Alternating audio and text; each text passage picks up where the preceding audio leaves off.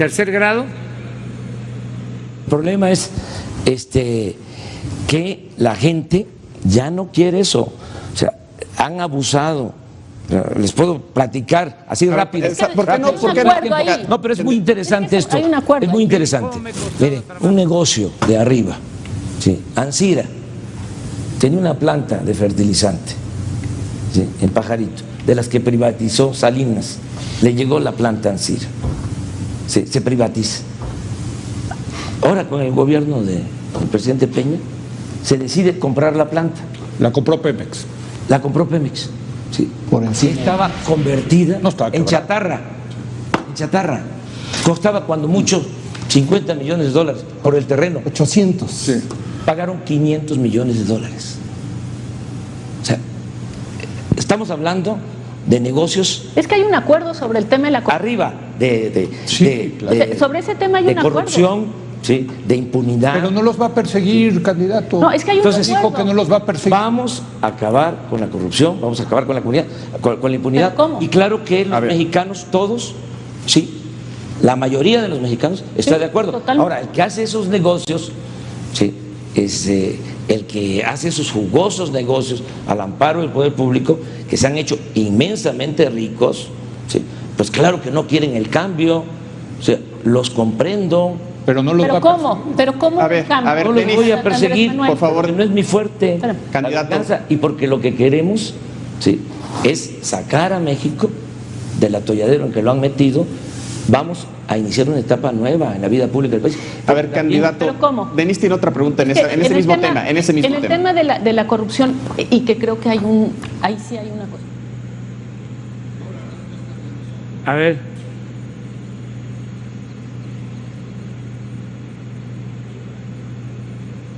Del otro lado, Andrés Manuel López Obrador dice, están cometiendo el atraco del siglo.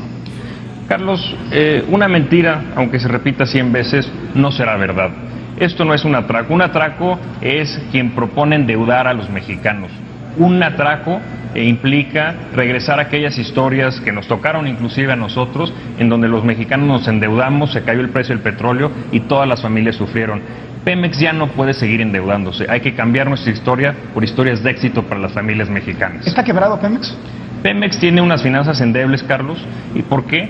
Porque, si me permites hacer el contexto, en los últimos 10 años Pemex ha pasado de producir en su pico 3.3 millones de barriles a producir 2.5 millones de barriles diarios. ¿Por qué? Porque ya no hay petróleo abajo. Carlos, inclusive en gas.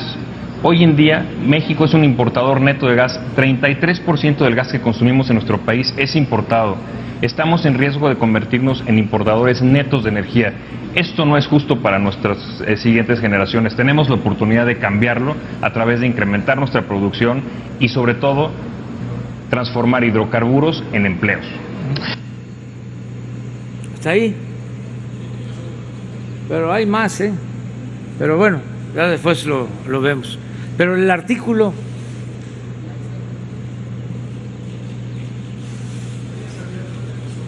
¿Mande? Yo ya sabía ya lo habían denunciado, hasta hice un video, nada más que todo lo archivaban. Yo presenté denuncias, por eso tengo autoridad moral contra Salinas, contra Zedillo, contra Fox, contra Calderón, contra Peña Nieto, denuncias formales, sobre todo por la entrega de los bienes de la nación, los bienes del pueblo a particulares, por las privatizaciones y por la corrupción. En aquel entonces se tenía que buscar la forma de acusarlos por traición a la patria, porque de acuerdo a la Constitución, y eso lo tenemos que modificar, a los presidentes solo se les puede juzgar por traición a la patria. Entonces, Miren lo que escribió hace 3 días. Léelo, ¿no? Carlos Loret de Mola. No, es muy interesante lo que estamos viviendo, pero a mí me llama la atención porque es bastante creíble lo que dice. Yo por ahí escuché de que les había costado comprar la reforma energética, creo que 1,200 millones de pesos. Y como lo plantea él, pues es creíble. Miren lo que dice.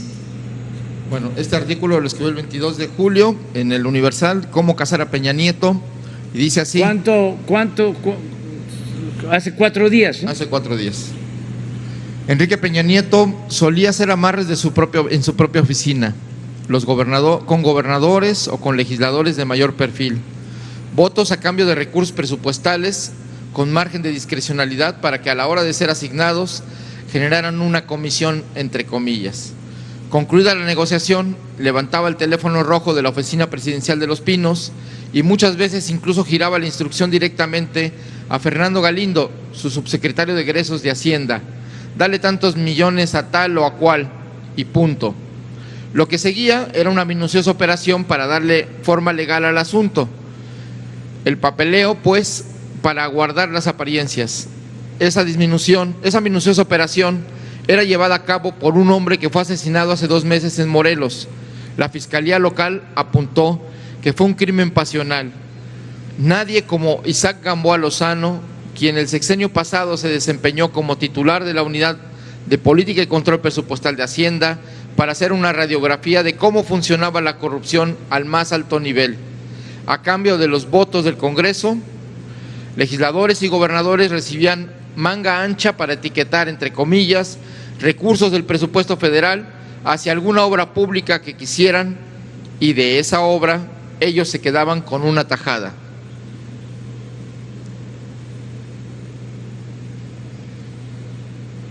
Isaac Gamboa era el hombre que aterrizaba el papeleo. Las citas solían realizarse en las oficinas de la Secretaría de Hacienda en la Avenida Constituyentes de la Ciudad de México. Era el último eslabón de los moches, entre comillas, que habían pactado en las negociaciones políticas los altos mandos del gobierno. Gamboa Lozano se llevó muchos nombres y muchos números a la tumba, pero no era el único que sabía. Otro personaje clave en la trama de los moches es hoy diputado federal del PRI, el subsecretario Galindo, que trabajaba en Hacienda bajo el mando de Luis Videgaray y con acceso directo al entonces presidente. Y también sabe buena parte de esta truculenta historia el también legislador priista Luis Miranda, amigo entrañable de Peña Nieto, una especie de rey del cash que manejaba enormes cantidades de dinero en efectivo para la operación política, primero como subsecretario de Gobernación y luego como secretario de Desarrollo Social. Esto me lo cuentan distintas fuentes a las que he acudido para tratar de encontrar nuevas aristas en la historia de la corrupción detrás del Pacto por México que ha denunciado el presidente López Obrador y que tiene como primera temporada de espectáculo político la participación del exdirector general de Pemex, Emilio Lozoya, en su calidad de testigo protegido. En la operación de compra de votos que acompañó al Pacto por México, el desfile de nombres que sueltan las fuentes es interminable. Vamos a ver cuáles salen a la luz pública, cuáles se reservan por estrategia y contra cuántos realmente existe un proceso judicial que termine en una sentencia. Solo con una investigación exhaustiva que no seleccione interesadamente acusados y derive en una condena, se podrá hablar de combate a la corrupción y fin de la impunidad. Todo lo demás es campaña política. Sí, pero hay otro de las cajas fuertes. De las cajas fuertes. Es que ese es buenísimo. Ningún guionista pues de Netflix podría hacer eso.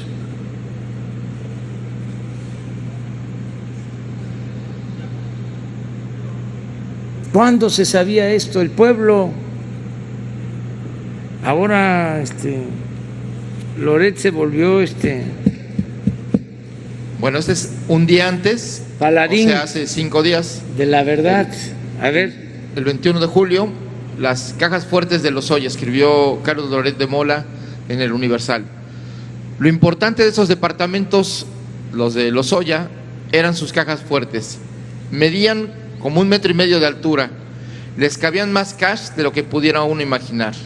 Las cajas fuertes estaban en departamentos de la zona de Polanco, en la Ciudad de México, y solo se abrían bajo las órdenes de Froilán Gracia García, brazo derecho del entonces director general de Pemex, Emilio Lozoya.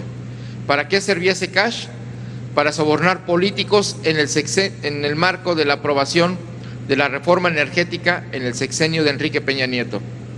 Así me lo revelan fuentes a quienes consulté buscando detalles sobre el modus operandi de Emilio Lozoya para lograr la aprobación de la reforma energética, y que ahora le da acceso al privilegio de ser testigo protegido del gobierno del presidente Andrés Manuel López Obrador. Los fajos de billetes solían entregarse en bolsas de Louis Vuitton y otras boutiques carísimas que iban engrapadas en la parte superior para evitar que se viera el contenido. A veces se entregaban en los departamentos, a veces en la torre de Pemex, pero cuando se perdió el pudor, se veía a los legisladores al terminar sus jornadas de trabajo desfilando en los pasillos de las cámaras de diputados y senadores con sus bolsas de marca rumbo al estacionamiento para guardarlas en las cajuelas de sus coches. Los nombres de quienes recibieron dinero lo saben muy pocos, pero entre ellos sin duda están Emilio Lozoya y sus operadores Froilán Gracia y Carlos Autrey. En las negociaciones de la reforma energética, los funcionarios solían decir que gastarse millones en sobornar legisladores era un costo mínimo frente al dinero que iban a entrar con los contratos de la reforma energética, según testigos de los encuentros. Por eso no faltó el vivo que en vez de pedir sus bolsitas de cash, mejor pedía llevar mano en contratos petroleros que pudieran inclinar a favor de empresas de amigos y socios que le redituarían jugosamente el favor. Está claro que en la mira están mucho más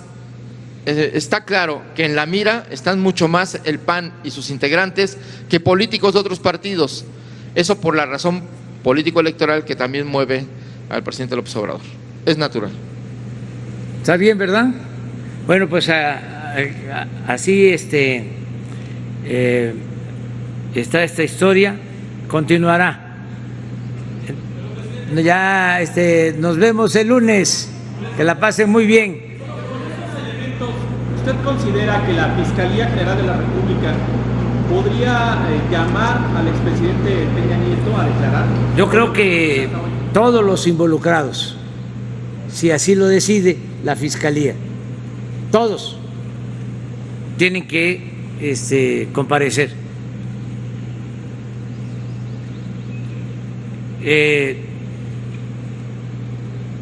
Aquí son dos, cuando menos, 2 sexenios, porque no solo es el caso de la reforma energética, es lo de Odebrecht, y eso viene del sexenio de Felipe Calderón. O sea, son procesos que se complementan. Entonces todos ya conocen también mi postura en el caso de los expresidentes. Ya lo he dado a conocer desde que tomé posesión. Dije que solo si el pueblo lo demandaba, lo decidía a través de una consulta, pero también yo no puedo detener un proceso judicial. Esto corresponde a la Fiscalía. Lo que no vamos a hacer es fabricar delito a nadie. No es muy fuerte la venganza. No podemos actuar con impunidad. Es decir, no ser tapadera.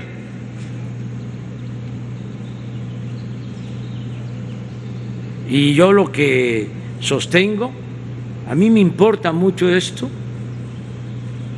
más que por la cuestión jurídica, legal, por las acusaciones penales, lo que me importa más es que se limpie al país de corrupción. O sea, que quede desterrada la corrupción por abominable, que todos los mexicanos rechacemos la corrupción, que se estigmatice la corrupción y al corrupto. Imagínense, antes se le llamaba ladrón nada más al que se robaba una gallina, al que se robaba un pavo, al que se robaba una bolsa en el mercado, al que se robaba un cilindro de gas, al que se robaba la ropa que quedaba tendida en el patio. Y los grandes ladrones ni siquiera perdían su respetabilidad, hasta se les ponía de ejemplo. ¿Cuántas veces hemos hablado de lo que querían imponer, las máximas de que si no transas no avanzas, si tienes un cargo y no aprovechas la oportunidad eres un tonto, político pobre, pobre político? La moral es un árbol que da moras y que sirve para pura cosa. Eso era, al grado de que se llegó a decir desde lo más alto del poder de que la corrupción era parte de la cultura del pueblo de México. Y así lo piensan mucho. Nada más que el que lo dijo actuó con franqueza, porque lo que ha imperado siempre ha sido la hipocresía. Lo piensan pero no lo dicen. Ahora que un intelectual habló mal de Putla, un gran pueblo con una gran cultura de Oaxaca, una persona puso en el Face, las redes sociales: si esto lo dicen, exclamó, planteó la señora, en público, imagínense lo que dicen en privado. Pues sí es cierto, porque lo peor que puede haber también en política es la hipocresía, que es la doctrina de los conservadores. La verdadera doctrina de los conservadores es la hipocresía.